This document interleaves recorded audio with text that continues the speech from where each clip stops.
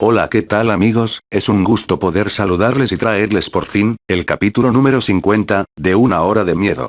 En esta ocasión, quiero ofrecerles un video especial recopilatorio con las mejores historias de terror de diferentes autores. Estos son en verdad relatos de mis primeros videos que publiqué, de modo que espero les guste. Les mando saludos cordiales a Alma Esparta, Rubén Alexander, Dariana Guzmán, Francisco Bustos, Aurora Muñoz, Vanessa Capelletti, Héctor Noé Osiris Benavides Solís, Ratarena Chan, Marta Tolerino, y a Angelito García. Si quieren que los salude en un video, debe ser cuando suba los de Una Hora de Miedo, ya que los de la serie Apocalipsis Zombie que estoy publicando, están ya editados. Y a propósito de eso último, pronto les tendré el episodio 11, que será la batalla contra los rebeldes, más la pelea entre Blas y Killer 27. Los invito a suscribirse, y no perderse ni un solo material que suba. Muy bien amigos, ahora solo disfruten de las historias.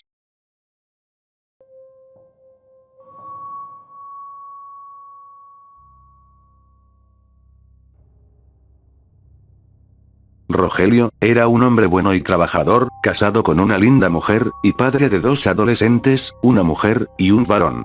Pero la vida de Rogelio no era feliz, como le hacía creer a las personas que los conocían, su mujer no lo respetaba, y siempre era grosera con él, decía que no sabía cómo se había podido casar con un hombre tan aburrido como él, y sus hijos no eran un consuelo.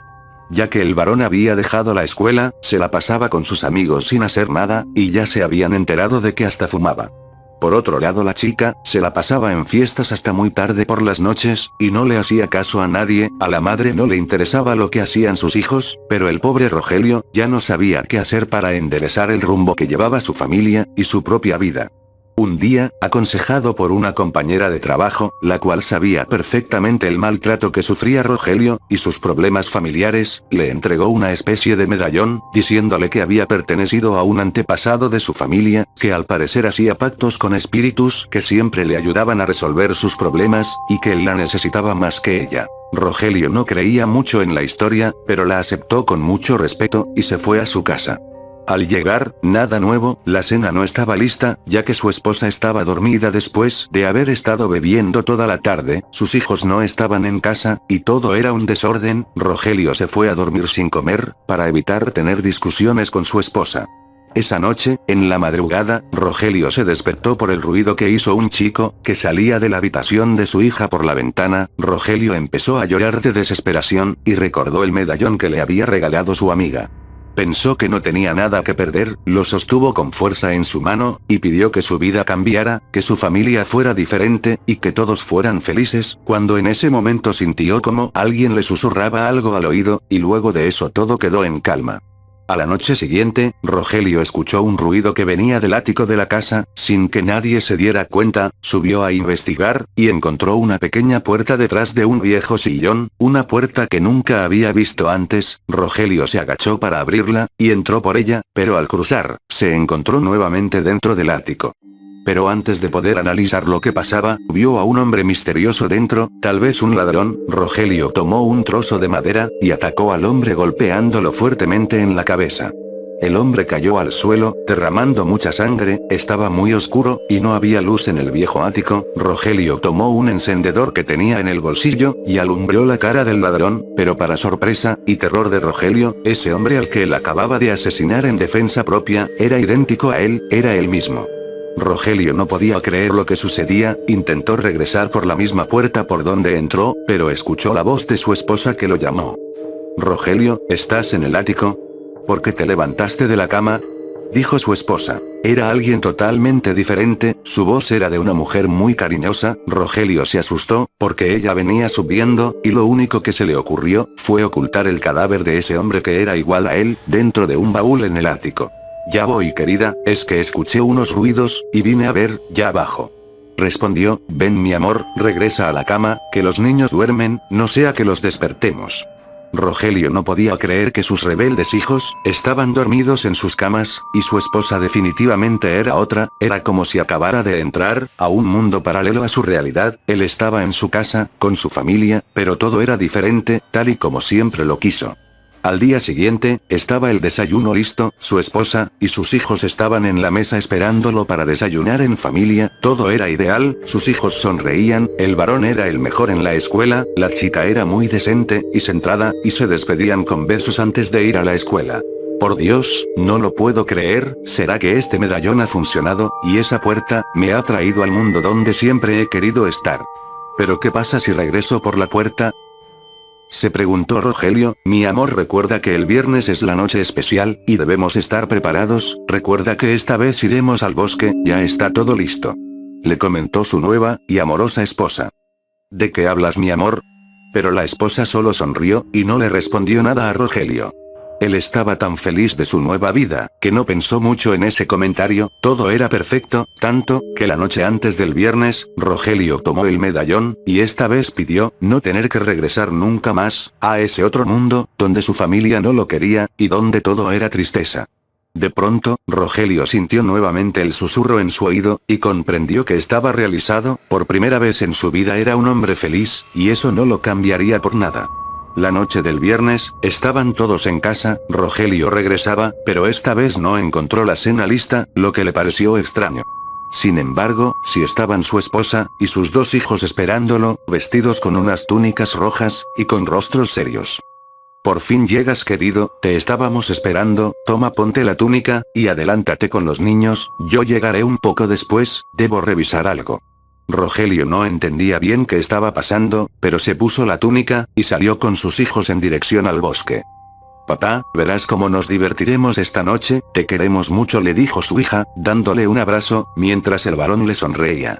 Al llegar al bosque, habían 3 personas atadas, a unos árboles, desnudas, y amordazadas.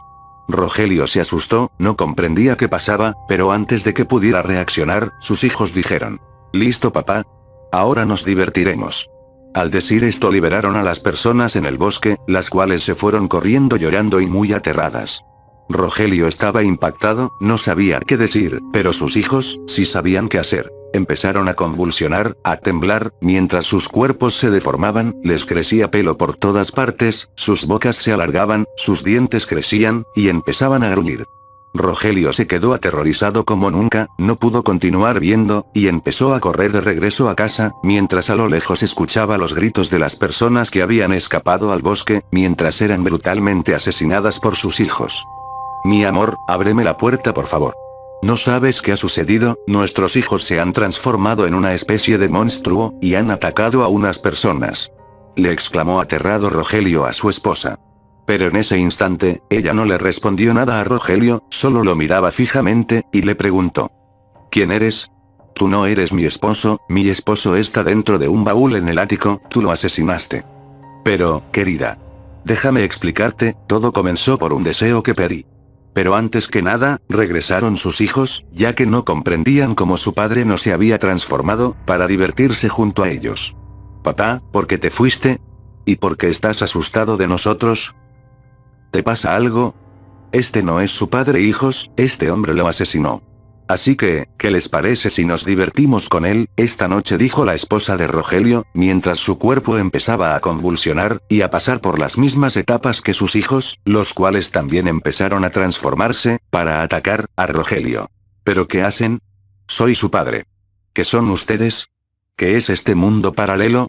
Rogelio trató de huir corriendo hacia el ático, porque esas 3 bestias, que parecían lobos, venían detrás de él. Rogelio, mientras corría, comprendió que había sido un error, desear una mejor familia, que la que tenía en su mundo, a pesar de todo, era mejor. Ya estaban por alcanzarlo, pero logró llegar al ático, y cerrar la puerta, para ganar tiempo, mientras su familia estaba a punto de derribarla. Movió el mueble que cubría la puerta, que lo llevaba de vuelta a su mundo, pero su terror fue total, al ver que la puerta ya no estaba. En ese momento recordó su deseo de quedarse por siempre en este mundo con su nueva familia, cuando en ese lapso la puerta del ático fue derribada, y su amorosa familia logró entrar.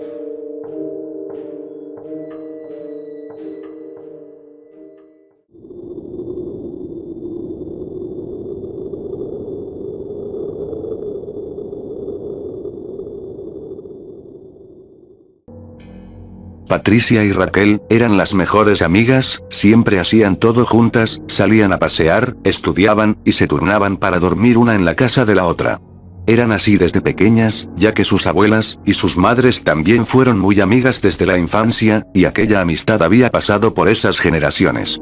La abuela de Raquel ya había muerto hace unos años atrás, así que ellas iban mucho a cenar donde la abuela de Patricia, que era una muy buena anciana que le encantaba estar cerca de su nieta Patricia, y de Raquel, honrando la amistad que tuvo con su abuela. Ella les contó a las chicas que cuando ellas fueron jóvenes, algunas veces llegaron a jugar con muñecos de vudú, culpando a su curiosidad de adolescentes en esa época, y que habían aprendido a hacerlos muy bien, y que los llegaron a utilizar con maestros en la escuela, cuando no querían estudiar, hacían que se enfermaran clavando alfileres en los muñecos, que habían hecho utilizando cosas personales de los maestros que habían logrado conseguir. Las chicas no creían mucho en esas cosas, y solo lo tomaban como historias de la abuelita, sin darle más importancia. Todo en la vida de las mejores amigas era perfecto, hasta que conocieron al chico nuevo de la escuela, Ricardo. Él era muy apuesto, y rápidamente ambas chicas quedaron impresionadas por el joven, y los tres se hicieron muy amigos, pero al cabo de un tiempo, las cosas empezaron a cambiar entre las chicas, ya que las dos querían a Ricardo como novio, y sin darse cuenta, habían iniciado una competencia muy mala por el amor del chico. Raquel parecía estar más afectada por la situación, ya que siempre estaba llamando a Ricardo a su móvil, para ver dónde estaba, y luego llamaba a Patricia, para asegurarse que no estuvieran juntos, pasando a ser una situación muy obsesiva. Al poco tiempo después, Patricia le daba a entender a su amiga que su amistad había cambiado mucho, debido a que ambas estaban enamoradas de Ricardo, y que eso las había hecho competir por él. No obstante, le aseguró a Raquel que ella lo quería mucho, pero que esta vez no pensaba en retroceder, como lo hacía antes cuando ellas eran niñas, y Raquel quería ganar siempre, y a veces Patricia la dejaba, para finalmente decirle que Ricardo le había pedido que sea su novia, y que ella aceptó. Patricia estaba decidida a no seguir juntándose con su amiga, y las pocas veces en que la veía, le decía a Raquel que se comportaba como una loca, y que eso fue la que ayudó a que ese joven y ella estuvieran juntos ahora, además de pedirle a Raquel que se alejara de ellos. Después de todo eso, Raquel estaba muy decepcionada de su amiga, parecía como que Patricia se hubiera convertido en otra persona, mientras sus lágrimas caían por su rostro, por el dolor de perder a la que consideraba su mejor amiga, y al chico que era su amor. Pasaron unas semanas, y Patricia con Ricardo no volvieron a escuchar nada de Raquel, y una noche estando juntos en casa de Patricia, juntos viendo una película solos, hablaron del tema. Ricardo le preguntó si sabía algo de Raquel, a lo que su novia le contestó que le había pedido antes que se alejara de ellos, que igual le preocupaba un poco pero que era lo mejor, y que desde que su abuela había fallecido, ella había cambiado mucho. En ese momento mientras conversaban, a Patricia le pareció ver una silueta parada fuera de la ventana mirándolos fijamente, esto la asustó mucho, pero al asomarse sigilosamente a la ventana ya no había nada. Ricardo le preguntó qué sucedía, y si había visto a alguien. Patricia no le alcanza a responder, ya que enseguida ambos empezaron a sentir unos fuertes dolores en las piernas, en los brazos, y en el estómago. Los dolores eran tan fuertes, que se desplomaron en el piso, dando gritos de dolor. Mientras se retorcían de dolor, entró lentamente a la casa Raquel, la cual estaba muy cambiada, parecía poseída por algo, su mirada era muy aterradora, pero en sus manos tenía dos muñecos de vudú, hechos de unas hierbas, y vestidos con pedazos de tela de ropa de Patricia y Ricardo, los cuales tenían alfileres clavados en las partes donde ellos estaban sintiendo ese intenso dolor. Patricia miraba con terror a Raquel, y le pidió por favor que se detuviera. Sin embargo, Raquel solo la miró y le dijo: ¿ahora sienten el dolor que me han causado? Tú eras mi mejor amiga, y tú Ricardo, eras mi amor, y ustedes ahora deben sentir en su corazón, el mismo dolor que mi corazón ha estado sintiendo. Ricardo le suplicó a Raquel que terminara con eso, pero era demasiado tarde. Raquel continuó clavando los alfileres, y ya cuando estaban a punto de desmayarse por el dolor, les clavó un alfiler en el área del corazón a los muñecos, lo cual provocó que Patricia y Ricardo murieran. Los cuerpos fueron encontrados al día siguiente, y tuvieron un funeral al cual fueron todos, incluyendo Raquel, y la abuela de Patricia, que sufría mucho por la pérdida de su nieta. Al pasar unos días, la abuela de Patricia le pidió a Raquel que fuera a su casa a cenar, y así pasar la tarde juntas, como lo hacían cuando Patricia vivía, a lo cual Raquel, viéndose de igual forma afectada por la muerte de sus amigos, aceptó ir. ¿Cómo estás, jovencita? Imagino que igual que yo, triste por la muerte de mi nieta y su novio. Le dijo la anciana. Así es, señora, ella era mi mejor amiga, y Ricardo también. Disculpe, ¿podría darme algo de agua? No sé por qué tengo mucho calor. Claro que sí, toma, bebe. Dijo la abuela. Gracias, pero no sé por qué tengo tanto calor, siento como si me quemara. Expresó Raquel, que no solo sentía mucho calor, sino que también empezó a sentir algo de mareo. Jovencita, mi nieta y su novio murieron de una forma muy extraña, las autoridades no determinan la razón, pero yo sí he visto eso anteriormente, tu abuela me contó una vez, que ella te había enseñado a ti, cómo hacer un muñeco de vudú, así que solo 3 personas, en este pueblo sabemos hacerlo, tu abuela, que ya murió, yo que jamás le hubiera hecho daño a mi nieta, y tú. Dijo la abuela, con una expresión muy seria. ¿Pero qué dice, señora? Ayúdeme, me estoy durmiendo, ¿qué le puso al agua? Estoy quemándome, siento fuego en la piel, en mi rostro, ayúdeme, ¿qué me está haciendo? Gritaba Raquel, que se sentía estando en el mismo infierno. Jovencita, hay muchas formas de hacer muñecos de vudú, el que te enseñó tu abuela es uno, pero este es otro. Exclamó la anciana con una aterradora expresión de ira. Pues al decir esto, efectivamente la abuela le había puesto algo al agua que bebió Raquel, para mantenerla despierta, pero sin poder moverse. Después se acercó al horno de la cocina, y al abrirlo, dentro de él estaba un muñeco de cera, el cual tenía una pequeña sortija que pertenecía a Raquel, puesta en un brazo. El horno estaba a una temperatura tan alta que lo estaba derritiendo, y lo mismo que le ocurría al muñeco le pasaba a Raquel, su piel se estaba cayendo, incluso la de su cara se desprendía. Raquel gritaba, pero su destino, también estaba decidido. La abuela aumentó la temperatura, y cerró la puerta del horno.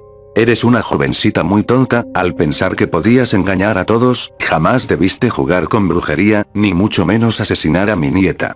Ahora vas a morir sintiendo que ardes en el infierno, y yo que no vivo sin mi nieta, me iré contigo. Fueron las últimas palabras de la abuela, mientras Raquel, se volvía una llama de fuego, quemando toda la casa, muriendo ambas adentro.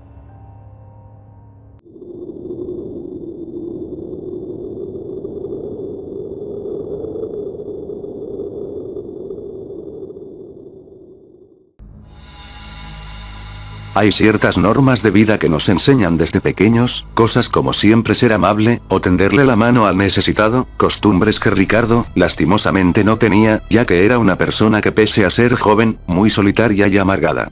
No era para más, trabajaba en una morgue, donde se desempeñaba como ayudante a la hora de hacer las autopsias, guardando los cadáveres que la gente no reclama. Aunque parezca increíble, Ricardo, se sentía bien rodeado de los cadáveres, ya que casi no tenía muchos amigos, por ser una persona amargada y grosera. Una noche saliendo de la morgue, Ricardo se dirigía a casa, era apenas unas cuadras de distancia, así que podía ir y venir caminando, pero esa noche sería diferente, porque un hombre estaba siguiéndolo mientras él caminaba. Vaya, qué raro, ¿quién será ese tipo? No logro verlo bien, mejor me apuro un poco, ya estoy de mal humor, lo menos que necesito es que me asalten. Exclamó Ricardo. Aunque Ricardo aceleró el paso, a este hombre no pareció importarle, ya que seguía caminando, pero lentamente, como si no le importara lo que hiciera Ricardo, y parecía estar seguro de que él, al final lo alcanzaría. Al llegar a casa, Ricardo encendió el televisor, calentó la cena del día anterior, y se sentó en su silla favorita. Pasaron las horas, y el sueño se fue apoderando de él, cuando en ese momento, escuchó que tocaban a la puerta. ¿Pero quién demonios me llama a esta hora? Por eso prefiero estar en la morgue, allí nadie me molesta. Dijo Ricardo muy molesto. Muy malhumorado se levantó a abrir la puerta, y al hacerlo, allí estaba parado un tipo muy elegante, vestido con chaqueta y corbata, el traje parecía muy elegante, sin embargo, tenía un sombrero, el cual no permitía verle el rostro claramente, ya que no levantaba la cabeza, le habló a Ricardo, mirando hacia el piso. ¿Quién rayos es usted? Estoy ocupado. ¿Acaso está perdido? Le preguntó Ricardo al extraño sujeto. Buenas noches, caballero, siento molestarlo, no voy a demorarlo, solo le quiero hacer una pregunta, y dependiendo de su respuesta, le haré una propuesta. Le dijo el misterioso hombre. ¿Usted está loco? ¿Qué quiere? Volvió a preguntarle Ricardo, con enojo. Caballero, tengo mucha hambre, hace más de un mes que no como nada, ni he bebido nada, ¿podría usted por favor dejarme pasar a su casa, y comer algo de su cena? Se lo agradecería mucho. Le dijo el hombre, mientras no dejaba de mirar al suelo. ¿Pero qué demonios sucede con usted? Un mes que no come ni bebe nada, y está vivo. Le pido que se largue de mi casa, no estoy para bromas, váyase, o llamo a la policía. Le dijo un alterado Ricardo. Siento haberlo molestado, Ricardo. Le dijo el hombre mientras agachó la cabeza. Un momento. ¿Cómo es que sabe mi nombre? Le dijo Ricardo, algo intrigado. Le decía que le iba a proponer algo según su respuesta, le propongo invitarlo yo a cenar a usted, y no aceptaré un no por respuesta. Señaló el hombre. Le digo que se largue, maldito loco. Exclamó Ricardo muy furioso, a tal punto que tiró la puerta de su casa en el rostro de aquel misterioso caballero que le pedía comida, pero al observar por el mirador de la puerta, ya no había nadie allí, le pareció muy extraño todo el suceso, pero se olvidó rápidamente, y se fue a dormir. A la mañana siguiente, se levantó para ir a trabajar en la morgue, se comió su desayuno, y salió de casa. Sin embargo, al llegar a la morgue, Ricardo aún tenía hambre, era como si no hubiera comido nada, así que salió nuevamente a comprar algo de comer, volvió a desayunar, mas el hambre no se le quitaba. Para el mediodía, cuando era el almuerzo, Ricardo hizo un pedido de una cantidad de comida como para 3 personas, y se fue a la morgue a comer, pero todo era inútil, por más que comía, y comía, su hambre no se saciaba. ¿Qué demonios me está pasando? ¿Por qué tengo tanta hambre? Se preguntaba Ricardo con preocupación y un tanto angustiado. Pues, algo raro le estaba sucediendo, lo que hizo que comenzara a asustarse, pero su orgullo, y mal carácter, no le permitía pedir ayuda a sus compañeros, y simplemente seguía comiendo. Su barriga se estaba hinchando de tanta comida, corría hasta el peligro de morir intoxicado, mas el hambre no se le quitaba. Por otro lado, no solo eso le estaba pasando, sino que también comenzó a ver al tipo de la noche anterior por todas partes, pero nunca le podía ver el rostro. Ricardo, asustado, corrió, y se encerró en la morgue, no dejando entrar a nadie, y al estar allí, unos ruidos extraños se escucharon, eran voces, y gruñidos, provocando aún mayor terror en él. De repente, todos los cadáveres que estaban en las mesas de autopsia se sentaron, estaban cubiertos por sus sábanas, se pusieron de pie, y caminaban en dirección hacia donde se encontraba Ricardo, el cual ya estaba débil por el hambre. Él no podía creer lo que estaba pasando, y tomando un cuchillo intentó defenderse de esos zombies que querían atacarlo. No me comerán, a mí, no, ustedes ya están muertos, ¿qué sucede aquí?, exclamaba ya un aterrado Ricardo. Mientras él atacaba a los muertos defendiéndose, unos trabajadores lograron abrir la puerta de la morgue donde se había encerrado Ricardo, pero lo que vieron jamás podrán olvidarlo. Ricardo estaba allí, en el suelo, cuchillo en mano, cortando pedazos de los cadáveres, y comiéndolos para saciar su hambre.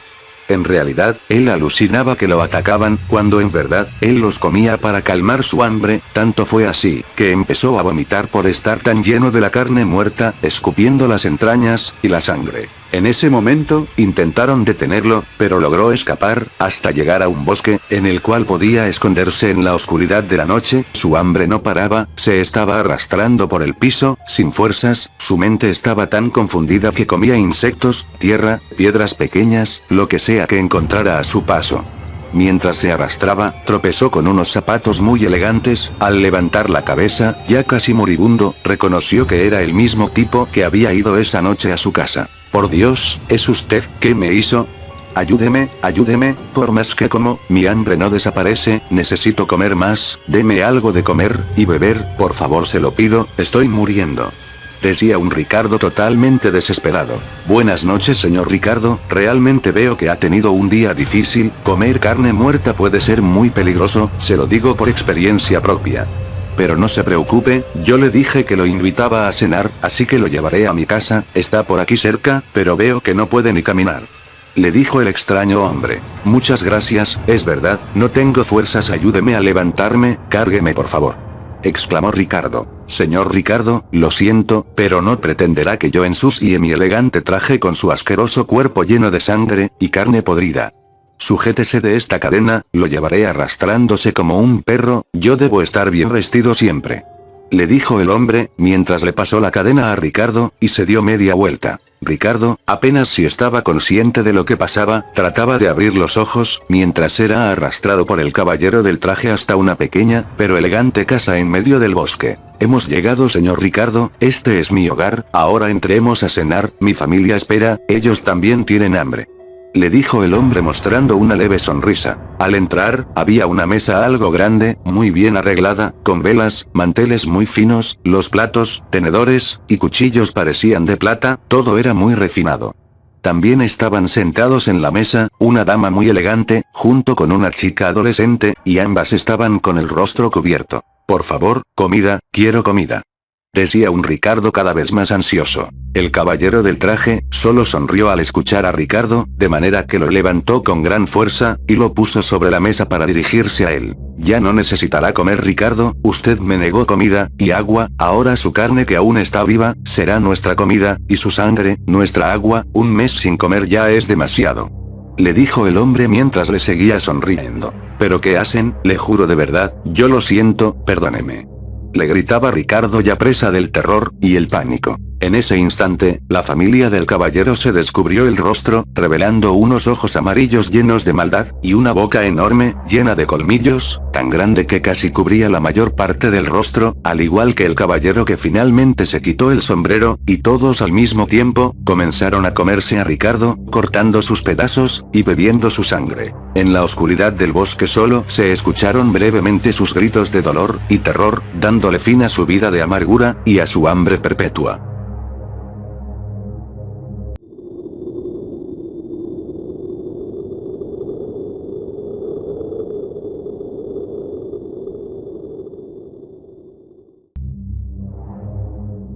Cuando Natalia llegó al pueblo, estaba encantada, ya que ella provenía de un lugar muy parecido. Ella tenía un hobby muy especial, el cual era hacer maquetas, o réplicas exactas de los lugares donde iba, así que decidió hacer una del pueblo, incluyendo todas las casas, edificios, parques, y hasta el pequeño cementerio, en el que muy curiosamente solo había una sola tumba, lo cual le pareció muy extraño. Una tarde, al preguntarle a un anciano en el pueblo por aquello que le había llamado la atención, este le contó la historia de una niña que una vez fue poseída por un demonio, la cual intentaron ayudar, pero fue imposible, de manera que la niña murió. Aún así, a Natalia, le seguía pareciendo raro que no hubieran más tumbas, pero no quiso seguir pensando en el tema, y continuó haciendo su maqueta. Una noche, mientras Natalia recorría el pueblo para lograr captar todos los detalles, se tropezó con una pequeña niña, que parecía estar muy triste sentada en la orilla de la calle, y se veía muy callada, de manera que Natalia se acercó a ella para hablarle. «Hola niña, ¿estás perdida? ¿Dónde están tus padres?», le dijo Natalia. «¿Puedo jugar contigo? ¿Me ayudarás?», le preguntó la niña. «Claro, claro, solo dime dónde vives para llevarte, y jugaremos», le respondió Natalia conmovida. Sin embargo, al decir Natalia estas palabras, la niña desapareció, causando un gran susto en ella, que salió corriendo a su casa, y se encerró en su habitación. Al día siguiente, Natalia estaba trabajando en su maqueta, pero misteriosamente esta vez, habían 4 tumbas más aparte de la tumba de la niña. Natalia no las había hecho, pensó que quizás alguien había entrado a su casa, así que por su seguridad colocó una cámara en la habitación donde tenía la maqueta. Fue a preguntar si alguien había visto algo, pero se encontró con la terrible noticia de que una familia de 4 personas, padre, madre, hijo e hija, habían amanecido muertos dentro de su casa, sin una aparente razón, ni problemas de salud, lo que tenía alarmados a todos en el área. Natalia le preguntó al anciano sobre la niña con la que se había encontrado la noche anterior, y él se puso muy nervioso. ¿Dónde viste a la niña? ¿Acaso le hablaste? Sí lo hice, estaba sola, y asustada, me pidió jugar con ella, le dije que sí, pero luego desapareció. ¿Acaso usted la conoce? Eres una tonta, jamás debiste hablarle. El anciano se fue sin decir más con cara de terror, y se reunió con las demás personas del pueblo en su casa, dejando fuera a Natalia, con lo que un poco intrigada, y molesta por la actitud del anciano, simplemente se fue a su casa.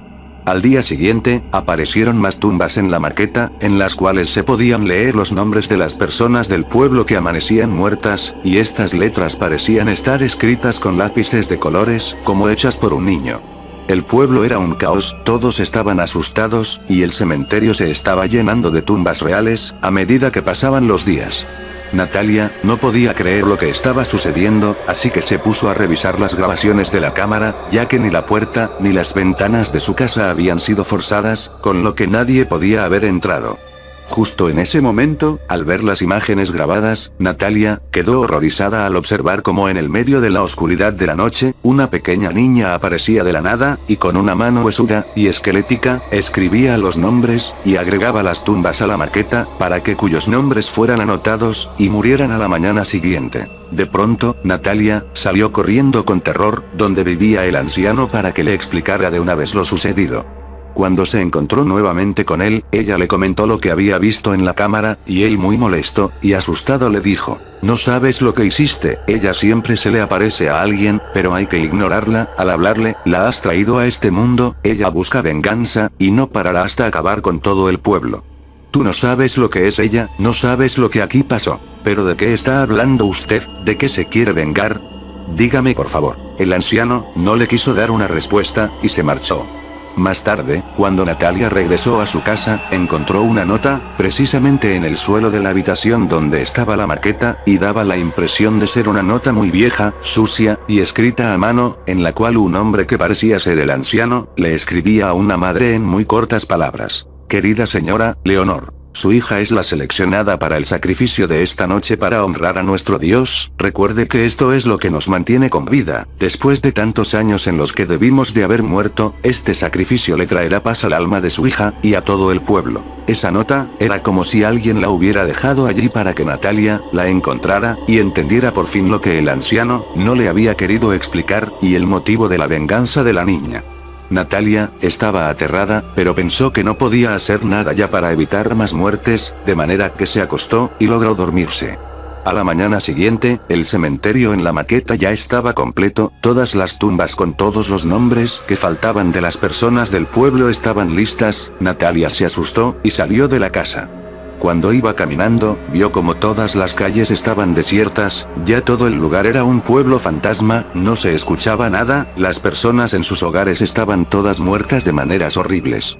Pero el que tenía peor aspecto, era el anciano, su cabeza se encontraba torcida, de modo que su barbilla se alineaba con su espalda, todo era muy terrorífico. Al salir, la niña estaba parada en mitad de la calle mirando fijamente a Natalia, que parecía ser la única a salvo de la maldición. Esa noche, Natalia estaba muy atormentada, empacando todas sus cosas para salir de una vez por todas de aquel infernal pueblo, y mientras lo hacía escuchó un ruido arriba en la habitación donde estaba la maqueta. En ese momento, Natalia fue a ver, caminando muy lentamente, cuando al entrar todo estaba oscuro, pero logró ver la silueta de la niña corriendo en la habitación. De pronto, intentó salir muy aterrorizada, pero al ver la maqueta, en ese pequeño cementerio, había una nueva tumba, con un nuevo nombre, esta vez decía: "Aquí descansa, Natalia Hernández. 1995-2015. Natalia quedó petrificada, y se dio cuenta que había desatado una fuerza infernal, que no solo buscaba la venganza sobre el pueblo, sino de todo aquel al que siquiera le hable, o acepte jugar con ella. En ese instante, la niña se acercó a Natalia, la cual solo temblaba de terror, y ya no podía siquiera gritar, preguntándole: "¿Ahora jugarás conmigo?".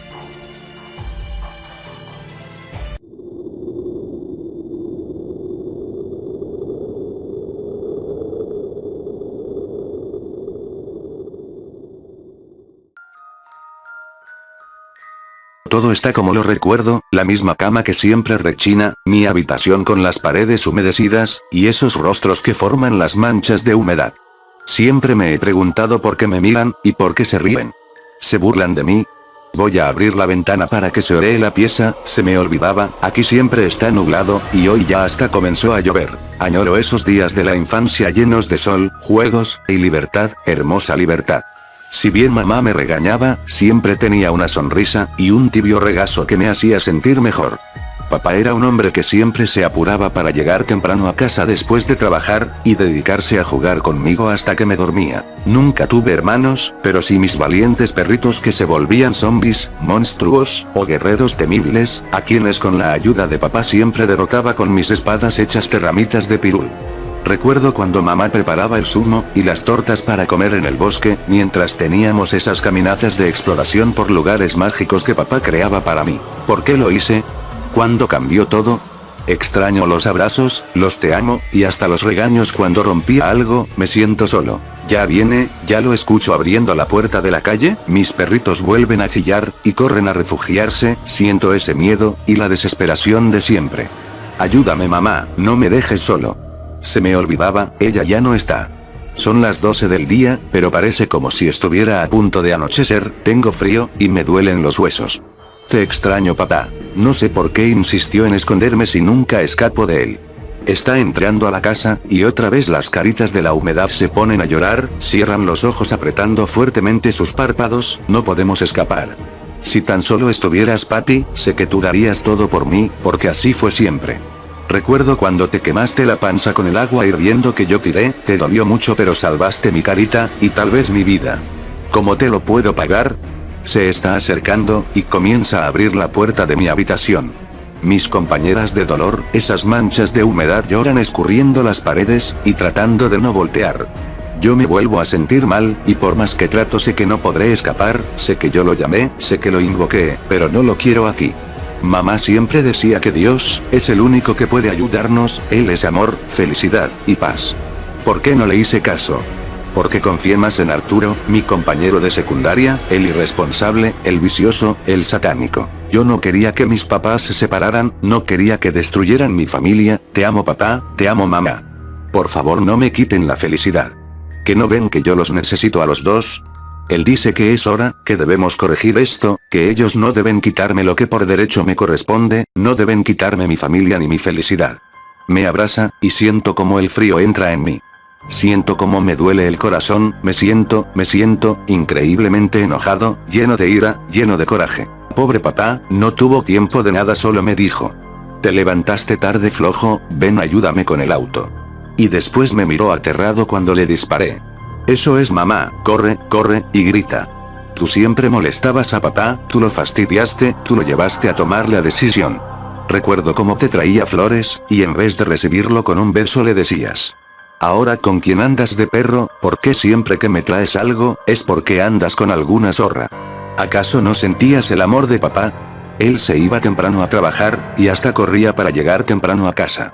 Los fines de semana siempre estaba con nosotros, y lo veía cuando cortaba flores del jardín para su princesa como él te llamaba, pero tú solo te dedicaste a fastidiarlo con tus 1001 alucinaciones. ¿Qué haces mamá? ¿Crees que debajo del lavadero te puedes esconder? Está bien, vamos a jugar. 1, 2, 3, por mami. ¿Cómo que no es mi mirada? ¿Cómo que no lo haga? ¿Qué? ¿Que me amas? ¿Que soy tu felicidad? Ustedes eran mi felicidad, pero no les importó discutir todas las noches frente a mí, no les importaron mis lágrimas, mis súplicas, no les importó cuando los tomaba de la mano, y les pedía comenzar de nuevo. Adiós mamá, veo tu sangre escurriendo, y todo vuelve otra vez, él se ríe y me señala. ¿Qué hice? ¿Por qué otra vez?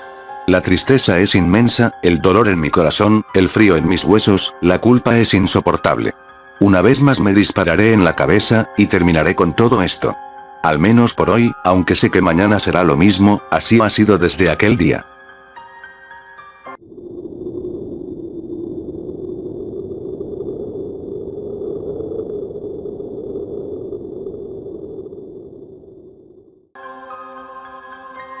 En el hospital, las horas se sucedían muy lentamente, sobre todo en el turno de noche, y las enfermeras tenían la costumbre de contarse historias entre ellas, de todo tipo.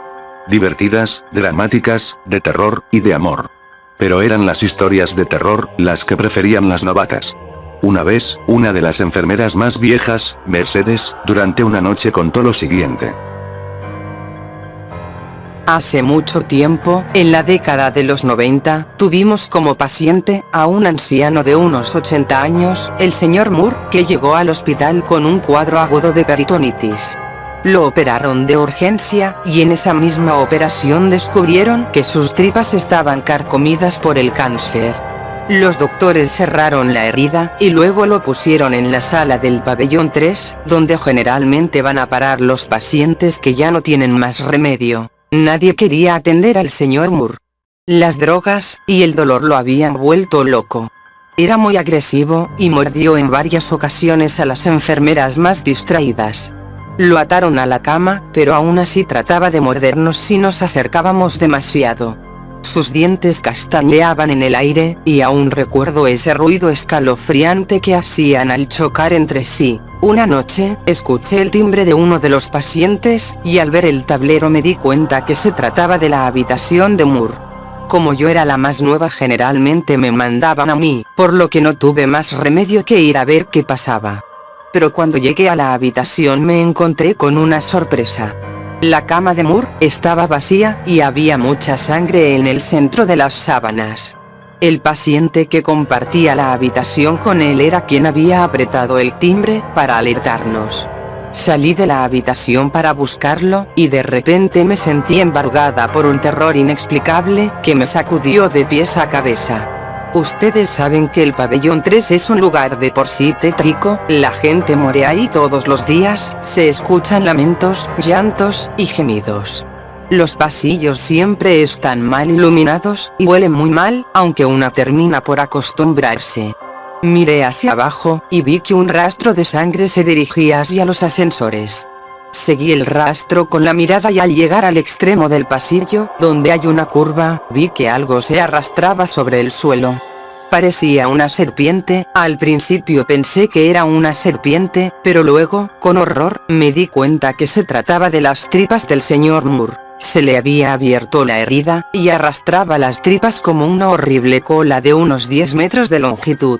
Se tambaleaba en dirección a la puerta abierta del ascensor, con aquella asquerosidad siguiéndolo. Corrí hacia él, y resbalé en la sangre del piso. Y creo que fue una suerte, porque cuando el señor Moore se metió al ascensor se dio vuelta, y me sonrió. Fue la sonrisa más maligna y demencial que vi en mi vida. Sus ojos estaban negros por el dolor o la locura. Apretó el botón de la planta baja, y las puertas del ascensor se cerraron. Y gran parte de sus tripas había quedado afuera. No necesito decirles lo que ocurrió cuando el ascensor bajó, tampoco quiero hacerlo, porque fue repugnante y estremecedor. Incluso los médicos más experimentados vomitaban al ver el interior del ascensor. Pero el horror no terminó allí. Al cabo de una semana de haber muerto el señor Moore, una enfermera dijo haber visto a un anciano caminando por el pasillo del pabellón 3, con las tripas siguiéndolo como un rabo. La enfermera renunció algunos días después, y el mito del fantasma del señor Moore quedó, aunque nadie volvió a verlo. Apenas la enfermera Mercedes terminó de contar esto, una de las novatas señaló con cara de espanto hacia el pasillo. Allí, a través de la puerta entreabierta, podía verse un intestino largo y ensangrentado, que con lentitud de gusano se arrastraba sobre el suelo en dirección a los ascensores.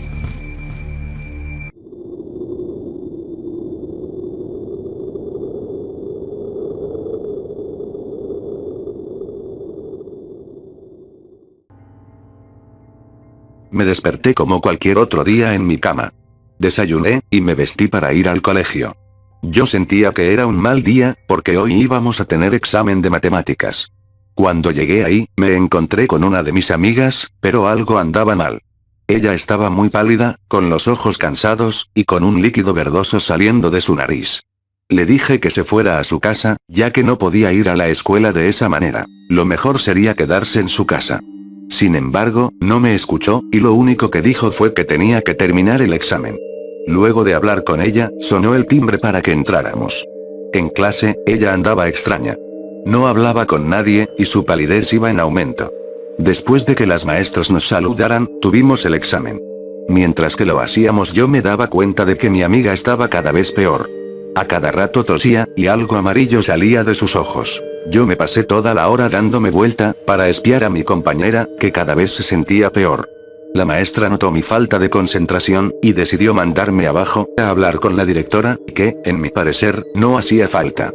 En ese momento bajé, y lo último que vi fue a mi amiga tosiendo gravemente. Sin embargo, la sorpresa que me llevé, fue cuando subí al aula, y la vi a ella vomitando líquidos de colores. Vi una de color amarillo, verde y rojo. Yo estaba desconcertado. Mis compañeros la ayudaron a levantarse, pero ella siguió vomitando sin parar. Era imposible no verla. Nunca tuve la oportunidad de ver eso en mi vida. Pasó poco tiempo, y luego llegaron los paramédicos para llevársela. La subieron a la ambulancia, y por la ventanilla de la misma, yo pude ver cómo vomitaba sangre. Ese último líquido, no era nada más que sangre. Ese día salimos más temprano de lo común, y como yo no tenía a nadie que me pasara a buscar, decidí quedarme al lado de unos chicos que estaban haciendo un experimento según lo dijeron ellos. Este se trataba de atar una cámara con un alambre, y pasarla por debajo de la puerta roja que se encontraba en la terraza de la escuela, de la cual decían que nadie había estado ahí.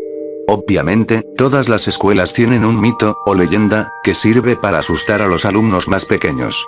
Por ejemplo, te dicen que si pronuncias tal frase en tal lugar, te aparecerá un fantasma. Pero todos sabemos que eso es mentira. Sin embargo, esta historia era real.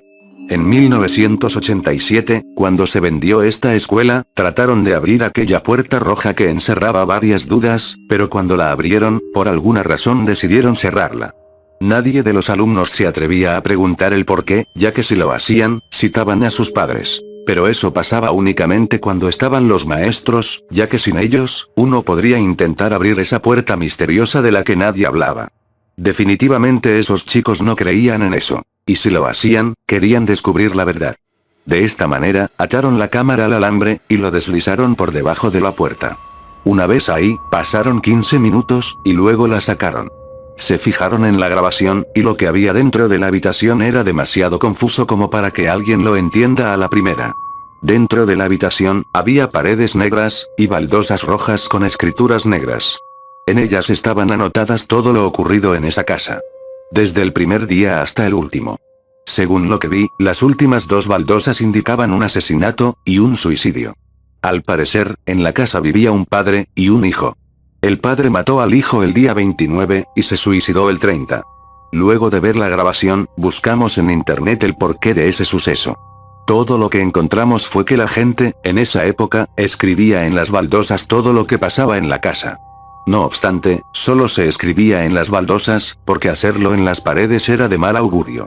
Entonces, al quedar únicamente dos baldosas en las que se pueda escribir, los habitantes de la casa debían irse a otro lado.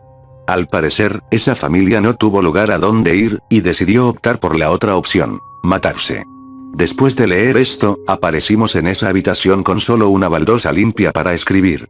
Intentamos abrir la puerta pero no pudimos, porque estaba cerrada. Como nos quedamos encerrados, supimos que había que irse de esa casa.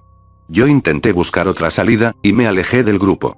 Pero cuando volví, pude ver a los dos chicos con las panzas abiertas, y los intestinos saliendo del ombligo.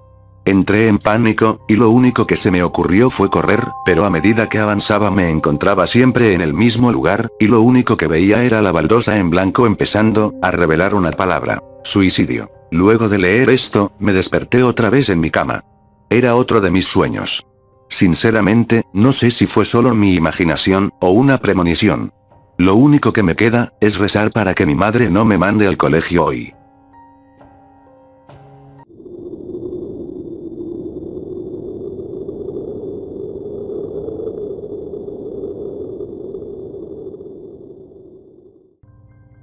Estábamos todos, muy relajados tomando unas copas en un bar de mi ciudad. Lo pasábamos muy bien, entre chistes y risas, y claramente bebiendo de lo más normal, cuando de pronto, apareció un niño moreno, como de unos 15 años.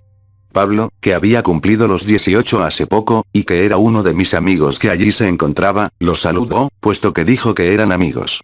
Se sentó con nosotros, y hablamos durante unas horas. Al cabo de unas, más o menos, 3 horas, el tema de conversación pasó a ser historias de miedo, puesto que ya había anochecido, y nos encontrábamos ahora en un botellón en un descampado. Nos contábamos historias terroríficas, y acabamos realmente asustados. Entonces Samuel, el niño gótico amigo de Pablo, dijo que conocía una forma de ver al diablo. Lo escuchamos, pero a decir verdad, con una atención de cuando te cuentan un chiste. El procedimiento que hay que seguir es el siguiente. Textualmente, en Nochebuena, justamente a las 12 de la noche, el diablo hace la inspección en la tierra, la única en el año, así que si queremos verlo, tiene que ser ese mismo día a esa misma hora. Vete al baño, puesto que es el lugar más propicio para realizar el evento, y cierra la puerta. Enciende 12 velas, tienen que ser negras, y sitúate enfrente del espejo. Cuando quede poco para que sean las 12, cierra los ojos, y ponte, como dije antes, enfrente del espejo. Mantén los ojos cerrados, hasta que quede solo una campanada de las 12 que debe sonar. En ese segundo, cuando abras los ojos, verás al diablo en el espejo. Todos en ese momento lo tomamos como una broma, pero David, otro amigo con el mayor valor que he visto nunca, dijo que lo haría sin problema. Estábamos a 20 de diciembre, así que en 4 días lo haría, solo pedía que hubiese un testigo, y que sería en su casa. Ese testigo fui yo. 24 de diciembre, las 23:55. Todo preparado, y nadie que nos moleste. Entró David solo, yo estaba empezando a sentir miedo a esas cosas. Después se cerró la puerta, y esperé sentado afuera. Las campanadas sonaron, y yo estaba al acecho de que algún ser estuviese espiando para darme un susto, pero no pasó nada. Suspiré, aliviado, y llamé a Pablo, pero este no me contestó. Atemorizado, abrí la puerta de un golpe, y encontré a David en el suelo, agarrándose el corazón. Y en el aire se olía el inconfundible rastro del azufre. Llamé a la ambulancia a toda prisa, y se lo llevaron al hospital. Le diagnosticaron un infarto al corazón, a causa de un sobresalto, una crisis nerviosa. Yo no pude dormir durante meses, hasta que fui tratado por un psicólogo. Cuando por fin David se recuperó, me miró y dijo sus primeras palabras. Lo he visto, tengo mucho miedo. Ahora ya he conseguido dormir, pero David, ya no es el mismo. Recuperó algo de su vitalidad, pero aún se le nota muy apagado, y triste. Dicen que es porque el infarto lo deja a uno mal. Pero yo no creo que haya sido eso. Definitivamente fue lo que vio en el espejo. Y estoy seguro de que estará así hasta el día que se muera.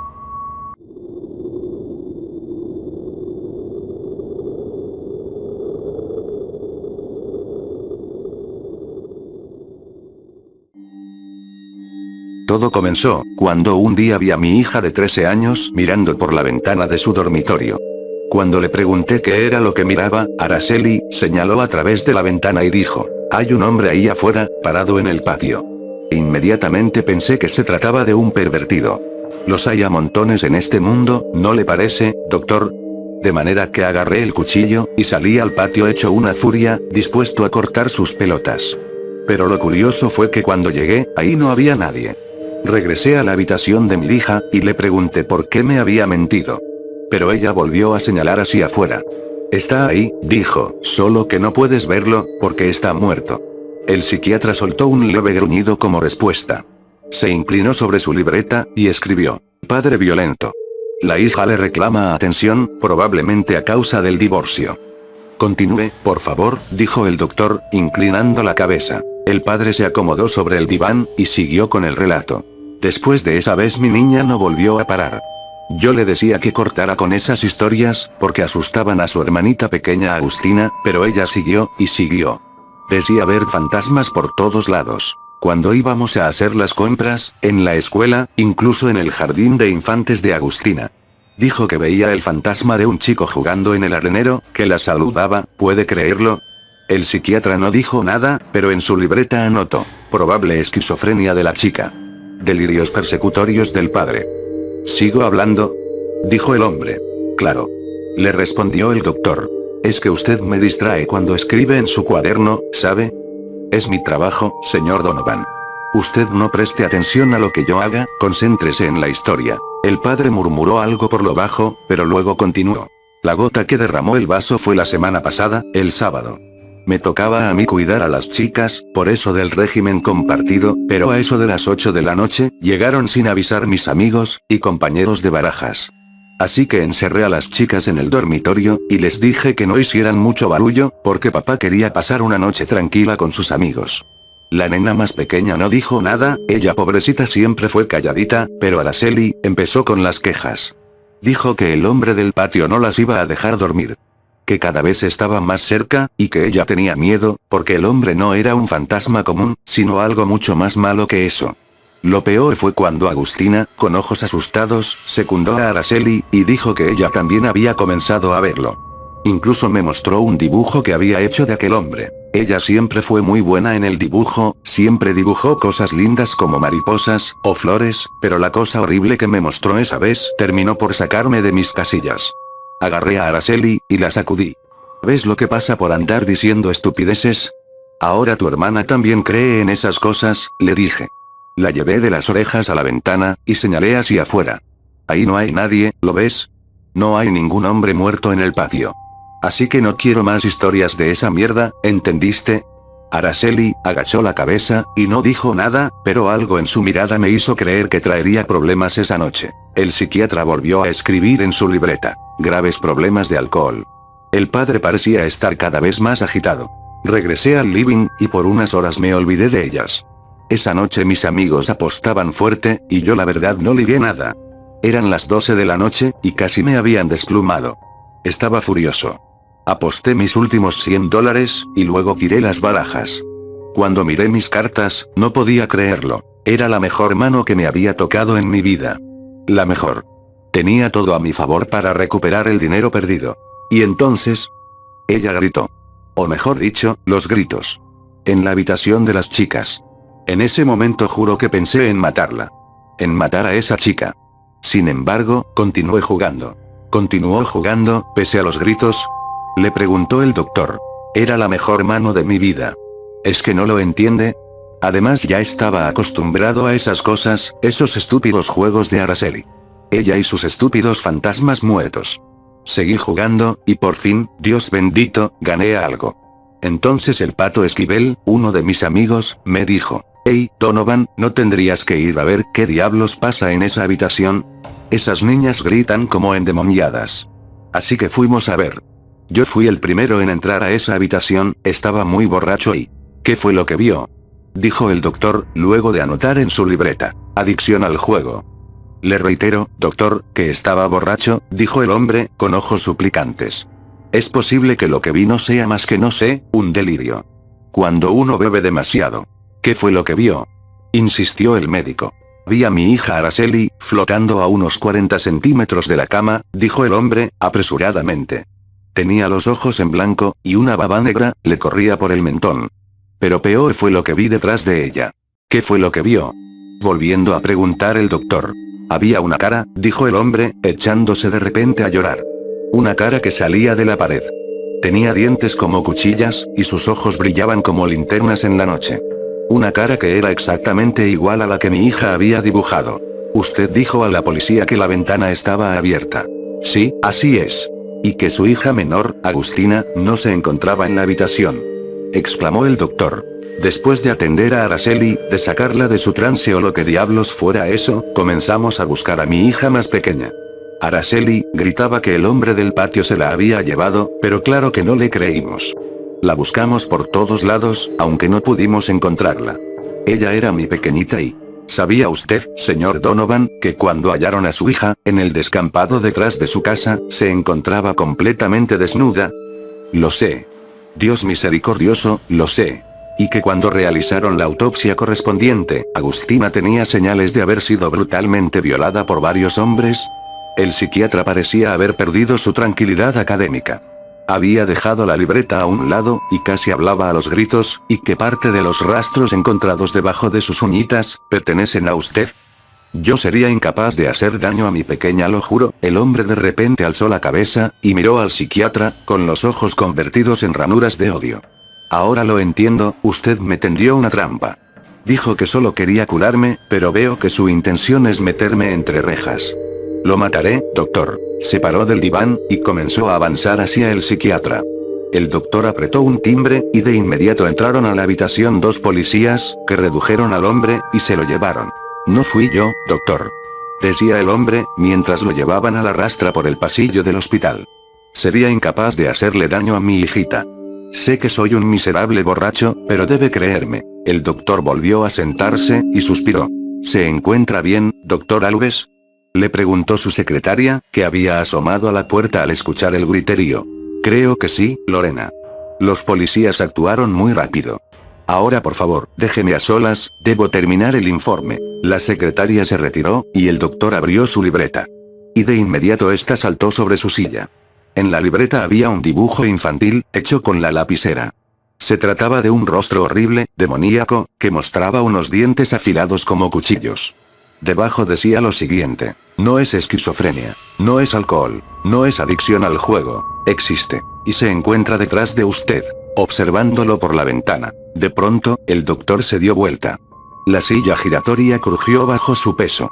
Jesús bendito, dijo el doctor, que hasta ese momento se manifestaba ateo. Sus esfínteres se aflojaron, y su cabello entrecano comenzó a caer, como los pétalos de una flor que de repente marchita. Luego al doctor Alves, lo encontraron muerto 3 horas después, aún con el rostro en dirección a la ventana. Parecía un anciano de 120 años, y se había arrancado los ojos.